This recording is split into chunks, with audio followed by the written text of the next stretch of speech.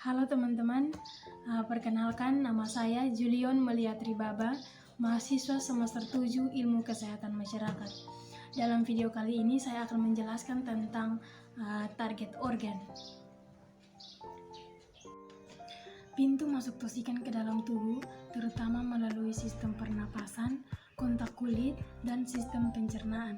Tetapi hal itu jarang terjadi atau melalui suntikan pada pekerjaan tertentu seperti pada bidang kesehatan. Setelah toksikan masuk ke dalam tubuh, kontak pertamanya adalah membran sel. Efek toksik yang dapat timbul pada organ sasaran sangat bervariasi. Variasi tersebut bergantung pada sifat toksikan, jenis organ sasaran, serta mekanisme kerja toksikan. Berikut ini adalah jenis-jenis spektrum efek toksik. Yang pertama adalah efek lokal atau sistemik, yang berikut efek berpuli atau nirpuli, yang berikut efek segera atau efek tertunda, yang berikut adalah efek perubahan morfologis atau perubahan fungsional, ada efek alergi dan efek idiosinkrasi, dan respon bertingkat atau respon kuantum. Organ sasaran. Organ sasaran merupakan bagian tubuh tempat terjadinya yang dituju oleh suatu toksikan untuk kemudian menimbulkan efek pada organ sasaran tersebut. Tiap-tiap toksikan memiliki organ sasaran atau target yang berbeda-beda. Faktor penentu organ sasaran tersebut dari satu toksikan antara lain sebagai berikut. Kepekaan organ. Setiap organ dalam tubuh memiliki kepekaan yang berbeda-beda. Contohnya neuron dan otot jantung peka apabila terjadi kekurangan oksigen. Yang berikut ada penyerapan. Penyerapan dapat berlangsung melalui berbagai macam organ di dalam tubuh. Salah satunya adalah pada organ saluran pernapasan dan kulit. Yang berikut ada ambilan selektif. Afinitas dari setiap organ sasaran sangat berbeda-beda. Berikut ada biotransformasi atau bioaktivasi. Proses biotransformasi atau bioaktivasi berbeda-beda pada setiap organ sasaran. Yang berikut ada mekanisme pemulihan. Mekanisme pemulihan juga berbeda-beda pada setiap organ sasaran. Kita akan masuk dalam toksikologi ginjal, anatomi dan fisiologi ginjal. Ginjal berjumlah 2 buah atau sepasang pada setiap orang. Ginjal manusia berukuran 11 x 6 x 2,5 cm dengan berat 150 x 2 gram atau 0,5% dari berat badan. Ginjal terdiri atas bagian korteks dan medula. Fungsi ginjal. Ginjal memiliki fungsi esensial untuk mempertahankan kehidupan dengan cara eliminasi metabolisme melalui urin, khususnya eliminasi nitrogen dari metabolisme protein, dan menjaga keseimbangan asam basa, keseimbangan elektrolit, dan keseimbangan volume cairan ekstrasel. Ginjal juga memiliki fungsi lain, yaitu membentuk sel darah merah, mengatur tekanan darah dengan fungsi absorpsi dan ekskresi cairan dalam tubulus, serta mengatur metabolisme kalsium. Berikutnya adalah toksikologi hati, anatomi dan morfologi hati. Hati merupakan organ terbesar yang ada dalam tubuh manusia. Di dalam hati terjadi metabolisme yang kompleks. Proses metabolisme itu terjadi dalam hati berupa detoksifikasi dan bioaktivasi. Mekanisme toksik yang terjadi dalam hati juga sangat beragam. Peran hati dalam metabolisme toksikan. Dalam metabolisme toksikan, hati memegang peran penting. Hati merupakan organ tempat di mana sebagian besar metabolisme toksikan berlangsung. Proses metabolisme tersebut bisa juga disebut proses biotransformasi yang bertujuan untuk mengubah toksikan menjadi kurang toksik atau tidak toksik dan agar lebih mudah dikeluarkan dari dalam tubuh. Jenis kerusakan hati akibat toksikan. Ada perlemakan hati yang merupakan kondisi terjadinya akumulasi lemak, terutama trigliserida di dalam hati. Perlemakan hati dapat bersifat akut maupun kronis. Ada kolestasis. Kondisi kolestasis terjadi akibat radang atau hambatan pada saluran empedu. Ada nekrosis.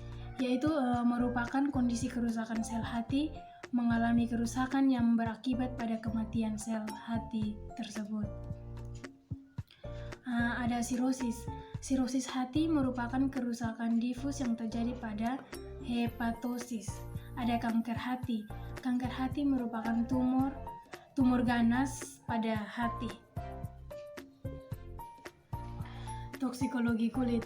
Daya tahan kulit terhadap penetrasi zat asing bergantung pada hal-hal sebagai berikut, yaitu ada ketebalan dan pori-pori epidermis, langsung atau tidak langsungnya toksikan masuk ke dalam tubuh, karakteristik fisik, toksikan, konsentrasi cairan saat kontak dengan kulit, area kulit yang terpajan, kontaminasi, durasi pajanan, adanya penghalang atau pelindung, peran kulit sebagai tempat penyiapan toksikan, keutuhan kulit atau sebaliknya tingkat kerusakan pada kulit, tingkat difusi pada epidermis, tingkat penyerapan toksikan melalui folikel rambut dan kelenjar keringat, tingkat biotransformasi kulit dan aliran darah pada kulit.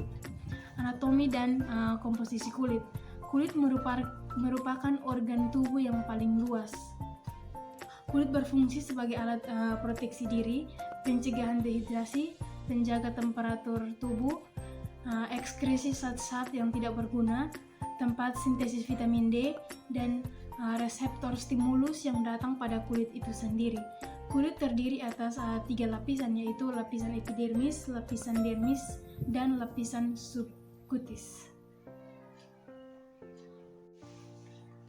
Toksikologi sistem pernapasan. Anatomi sistem pernapasan. Sistem pernapasan merupakan pompa udara dengan fungsi utama untuk menyuplai oksigen ke seluruh sel tubuh dan mengangkut karbon dioksida keluar dari tubuh.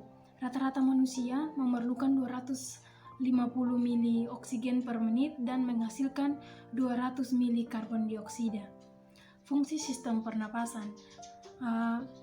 Berikut ini adalah fungsi sistem pernapasan tubuh manusia, antara lain sebagai pertukaran gas, sebagai pertahanan terhadap toksikan, sebagai proses biotransformasi, dan ekskresi toksikan melalui mekanisme ekspirasi. Kelainan paru-paru akibat toksikan paru-paru. Itu ada iritasi paru-paru, ada asma, ada pneumonia hipersensitif, ada emfisema, ada alergi alveolitis, ada pneumokoniosis, dan kanker paru-paru. Toksikologi sistem saraf. Sistem saraf pada manusia dikelompokkan menjadi 2, yaitu sistem saraf pusat dan sistem saraf perifer. Sistem saraf pusat terdiri atas otak dan medula spinalis, sedangkan sistem saraf perifer terletak pada saraf otak dan saraf spinal. Sistem saraf perifer terdiri atas saraf sadar dan saraf otonom. Toksikan sistem saraf. Toksikan yang menyerang sistem saraf dikelompokkan berdasarkan efek yang ditimbulkan, yaitu toksikan penghambat impuls saraf, toksikan penyebab anoksia, toksikan perusak sistem saraf, dan toksikan karsinogenik saraf. Toksikologi mata. Mata merupakan salah satu organ terpenting pada tubuh manusia. Mata memiliki fungsi sebagai indera penglihatan. Bola mata diselubungi oleh 3 lapisan jaringan utama, yaitu sklera, koroid, dan retina. Setiap jaringan utama terdiri atas jaringan berserat pigmen, pembuluh darah, serat saraf, sel saraf, serta reseptor khusus. Bagian-bagian mata terdiri atas kornea, iris, cairan bola mata, lensa mata, retina, dan saraf optik. Toksikan mata berdasarkan bagian organ sasaran. Itu ada kornea. Kornea mata terdiri atas struktur lembut yang dapat dipengaruhi oleh efek toksik zat kimia.